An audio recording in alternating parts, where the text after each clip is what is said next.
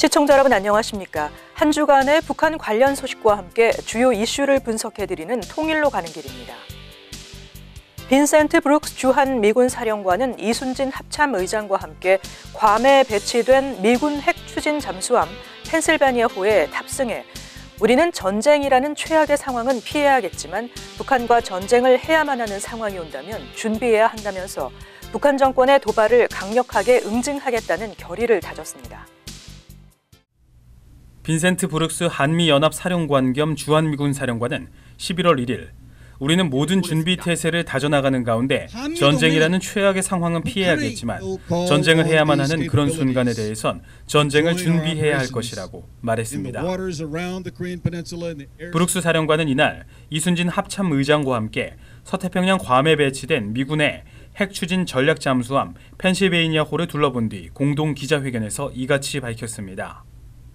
그는 김정은 정권이 계속해서 핵미사일 도발이라는 현재의 방향으로만 나아갈 경우 김정은과 북한 정권은 향후 발생하는 결과에 대한 책임을 질 준비를 해야 할 것이라고 강조했습니다. 브룩스 사령관과 이 의장이 승선한 펜실베이니아호에 탑재된 핵탄두 미사일 총 24발의 위력을 합치면 히로시마에 떨어진 원자폭탄의 1600배에 이르는 것으로 알려지고 있습니다. 이런 펜실베이니아호 앞에서 한미가 함께 핵폭주하는 김정은에 대해 경고 메시지를 보낸 것입니다. 브룩스 사령관은 북한의 추가 도발이 있을 경우 한미 동맹과 유엔사 전력 제공국이 갖춘 능력을 통합해 가장 효과적인 대응을 펼칠 것이라며 적이 굴복할 수밖에 없는 대응을 할 것이라고 언급했습니다. 이순진 의장도 북한이 핵 개발을 지속해서 고집한다면 모든 군사적 옵션을 검토할 필요가 있다고 말했습니다. 통일로 가는 길, 이보현입니다. 오는 11월 8일은 말도 많았고 탈도 많았던 미국 대통령 선거가 드디어 치러집니다.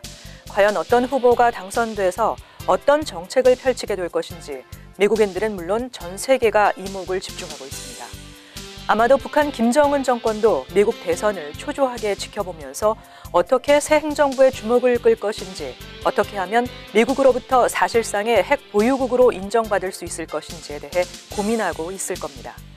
하지만 김정은이 반드시 기억해야 할 것은 누가 다음 미국 대통령이 되더라도 북한이 비핵화에 대한 진정성 있는 태도를 보이지 않는 한 결코 북한 정권과 대화를 위한 대화를 하지 않을 것이며 강력한 제재와 압박이라는 현재의 대북 정책 기조가 더욱 강화될 것이라는 사실입니다.